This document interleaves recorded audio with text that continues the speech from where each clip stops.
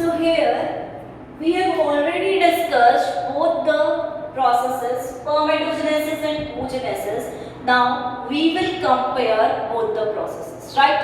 And if the question comes in such a way that compare or throw some light on the comparison of spermatogenesis and oogenesis, then we will divide the question in two parts, right? Firstly, we will discuss about the similarities between both of the processes, and then we will come over the differences. So firstly, we will talk about the similarities, and when we talk about similarities of the both the processes, so first comes the similarities of both the processes. That means we can say both the processes have some similarities in them. Like number one, the gametes formed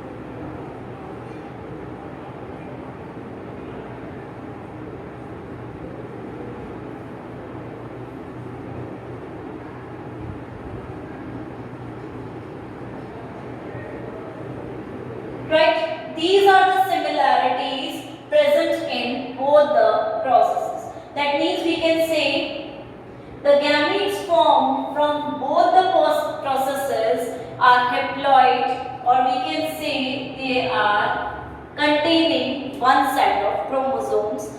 That means they are haploid.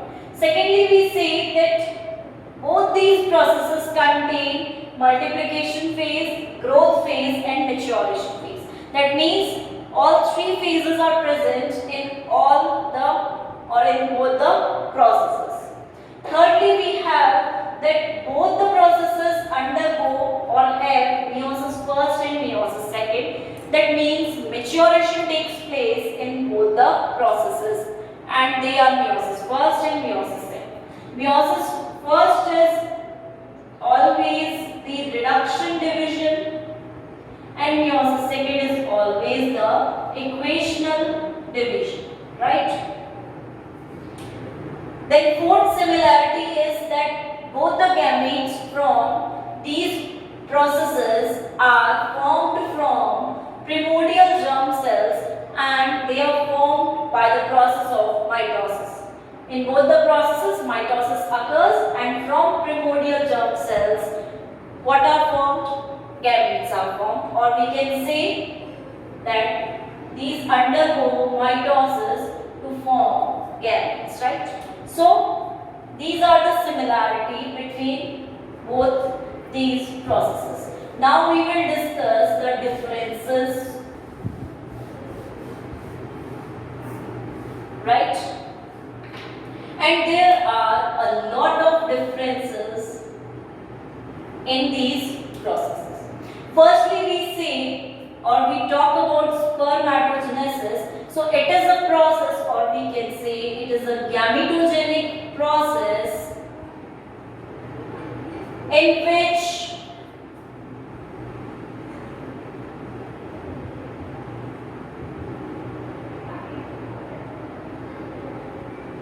male gametes are formed, right? And oogenesis is a gametogenic process in which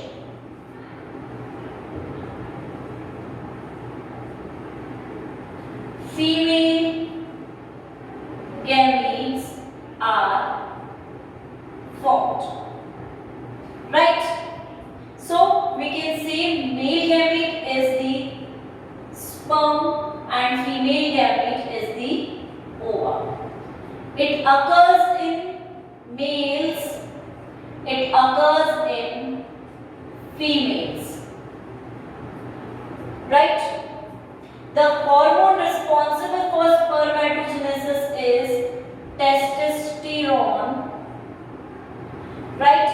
And the hormone responsible for oogenesis is estrogen, or we can say estradiol. Right? And one more hormone is responsible, which is progesterone. Right? So, spermatogenesis occurs in the testes, which are the male gonads.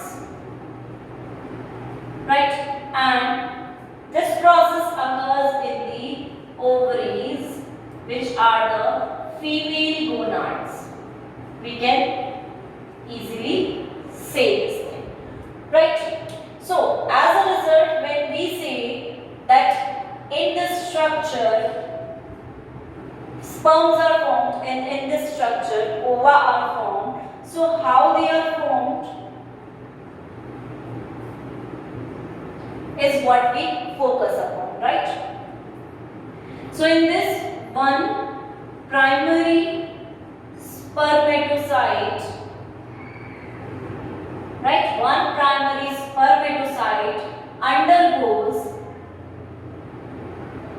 maturation division and forms 4 spermatids. Alright? And all these spermatids are functional. So all are functional. Here, one primary oocyte forms 4 bodies, right? Out of which only one is functional, right? Which is the ooted or ova. Rest of the 3 bodies are not functional at all. So here we can see polar bodies are absent, right? And there we can say polar bodies are present.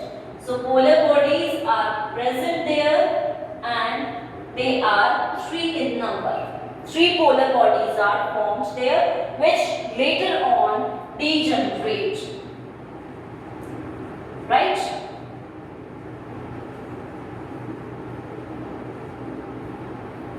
So this is all about spermatoid oogenesis process, 7 points. Now, next.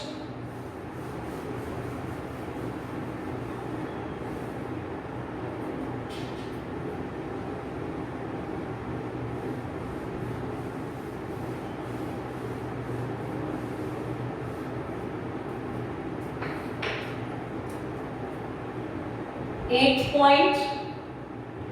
In the spermatogenesis process, equal kind of division occurs, right?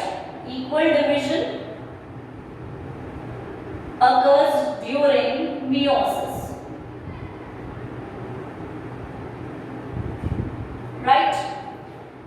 In the oogenesis, unequal division occurs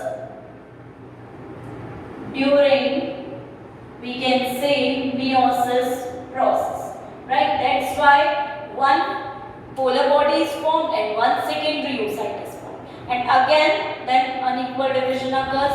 As a result, one oocyte is formed and one polar body is formed. So, in this way, divisions occur. Now, we say maturation division here occurs in the testes only, right? The maturation division occurs in the testes only, but here the maturation division occurs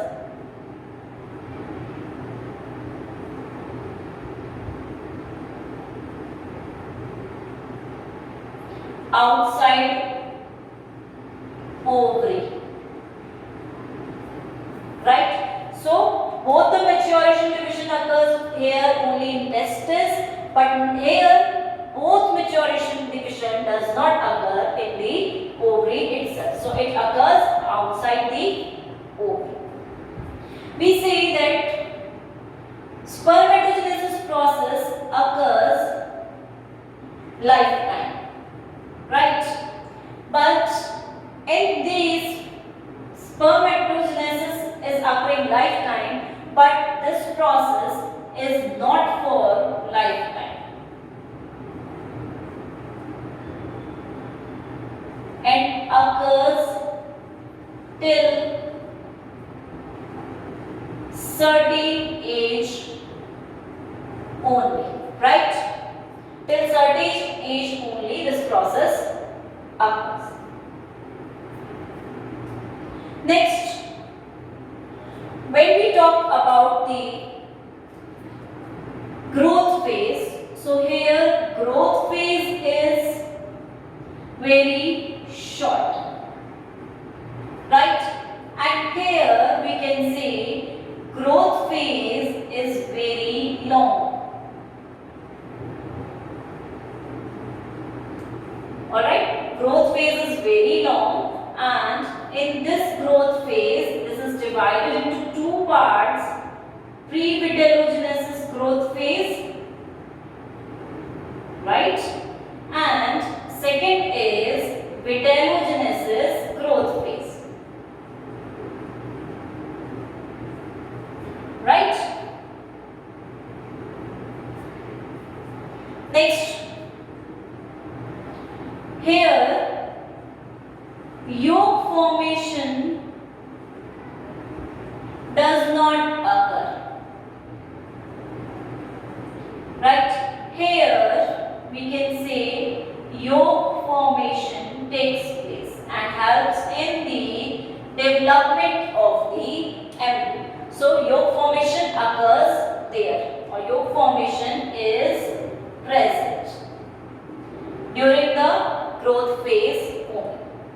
When we talk about this spermatogenesis, here we see that differentiation occurs after the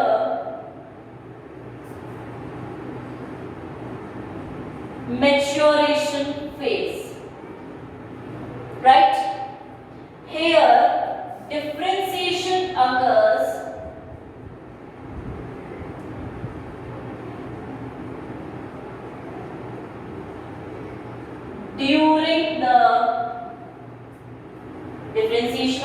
during the growth phase, right?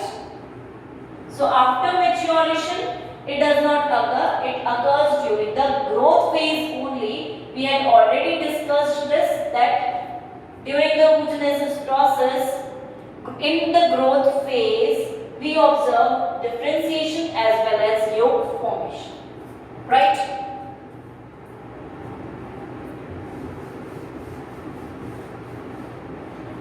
Next,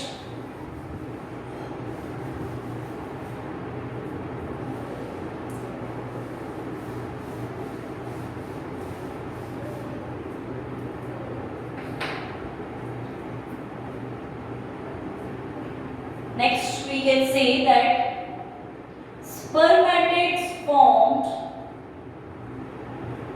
right, in this process, spermatid formed after the maturation phase are not viable, right, are non-viable,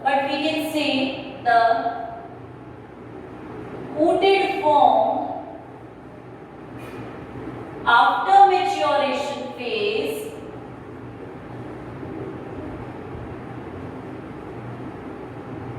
is mature form, right? It does not need to undergo any other differentiation phase because differentiation has already occurred just prior to this.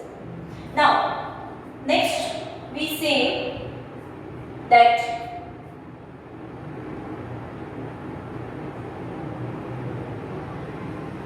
in growth phase,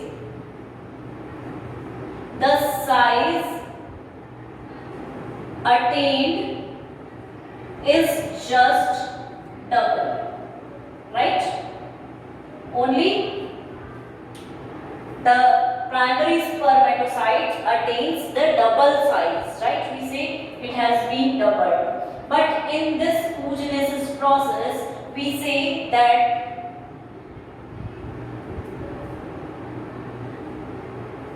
in growth phase, the size of primary oocyte can be 200 times larger, right? So size can be 200 times larger as well. So growth phase is of much importance in the oogenesis process. Next we say that here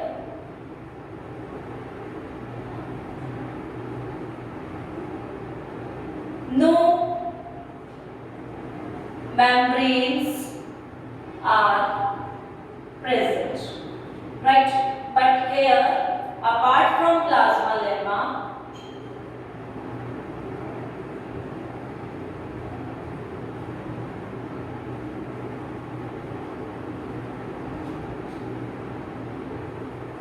some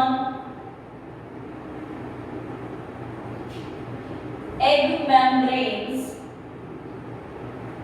are also present which are protective in nature, right?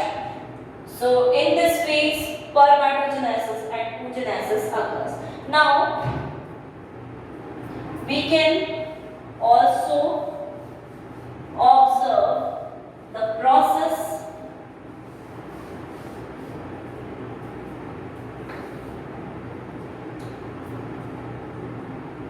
of spermatogenesis and oogenesis, right? Like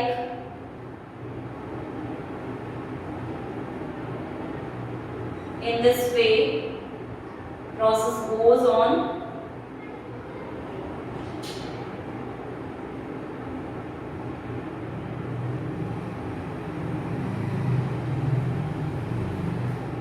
So these are primordial germ cells. These are spermatogonia.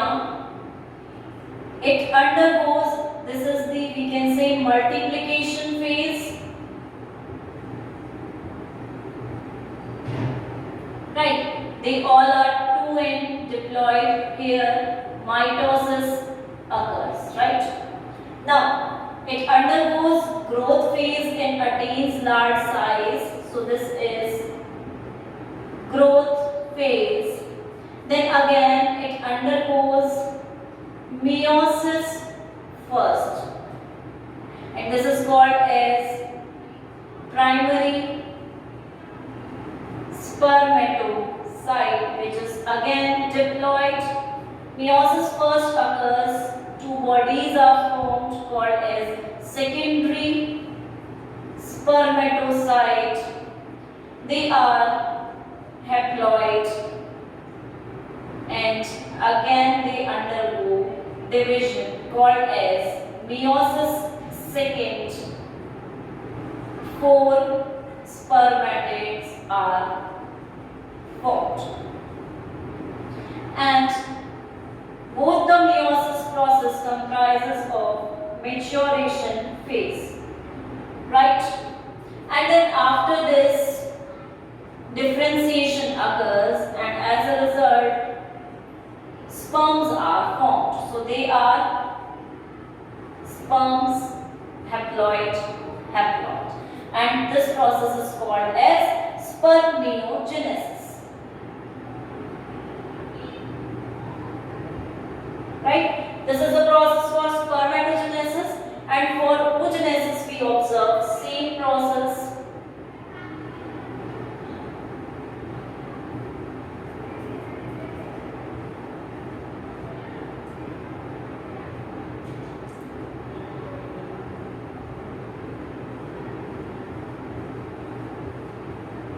Right? These are primordial germ cells.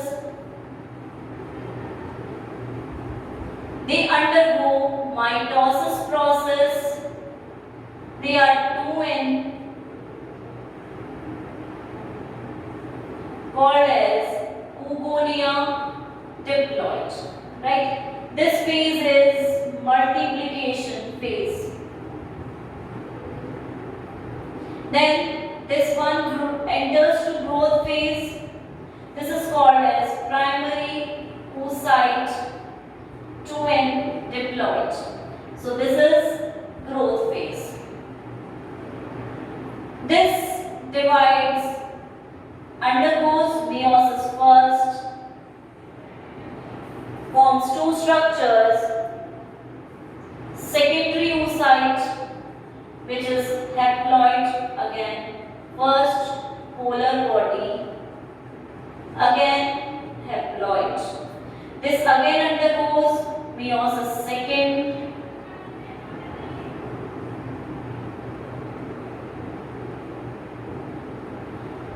right? So three polar bodies are formed, right?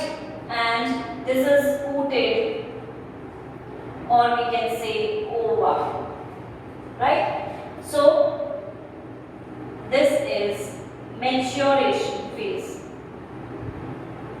and here these are haploid. So as a result, in this way, spermatogenesis and oogenesis occur. So we can also differentiate on this basis, and we have to draw the diagrams of both the processes if comparison comes. Now,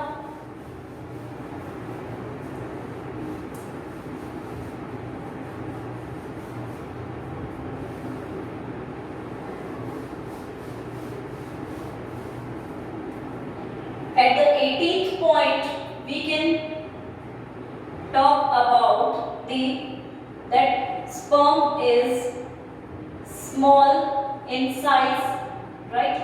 And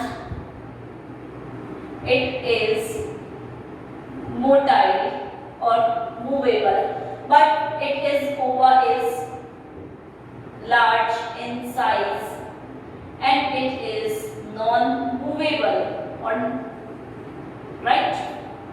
It does not move. In 19th point, we can differentiate both the structures of the sperm and ova. So in this way,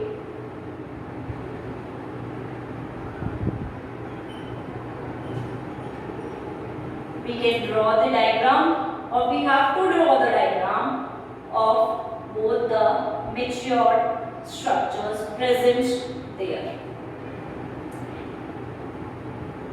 Right? And we can define them.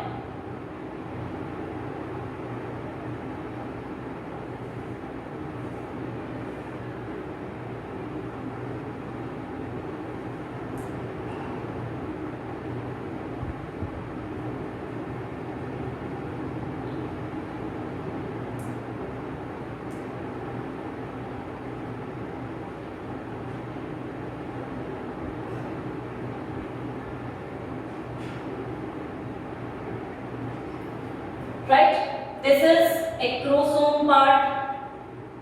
This is plasma lemma. This is nucleus.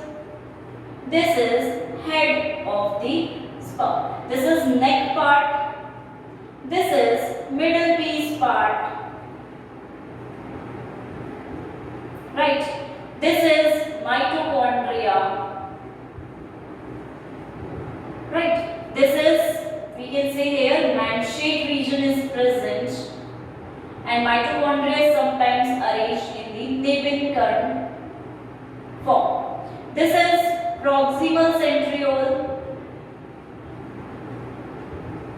This is distal centriole,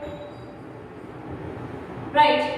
And this is axial filament. This is ring centriole. This is again axial filament, and these are undulating membranes.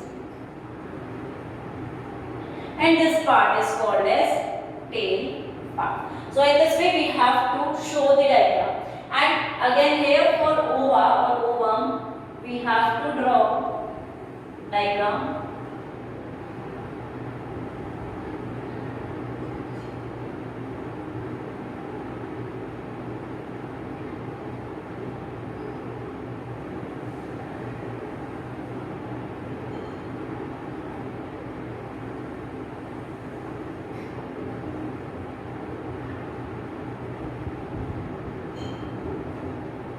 How the ova is present.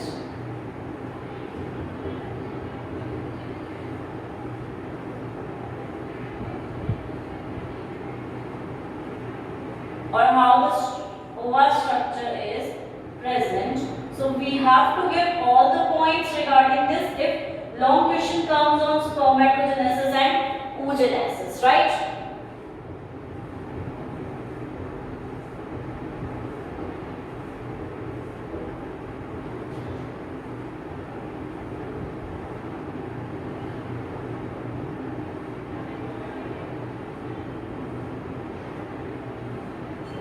Right? So this is corona radiata. This is zona pellucida layer. This is perivitelline space. Right? This is egg cytoplasm. This is nucleus, and nucleolus is present here. So this is nucleolus. So in this way structure is present.